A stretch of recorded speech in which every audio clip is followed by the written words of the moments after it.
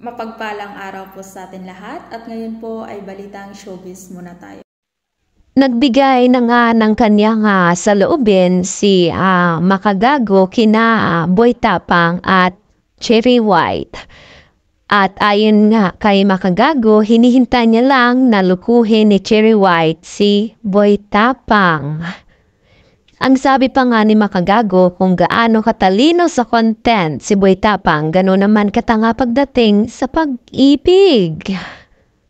At ginagawa niya lang ito bilang isang kaibigan ni Boy Tapang at di niya papayagan na lukuhin lang ni Cherry White si Boy Tapang. At ang tanging magagawa lang daw ni Makagago ay ang sirain si Cherry White sa madlang people.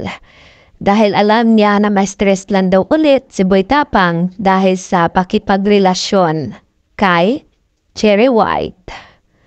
At ang sabi pa ni Makagago, darating ng panahon na kakailangan na siya ulit ni Boy Tapang.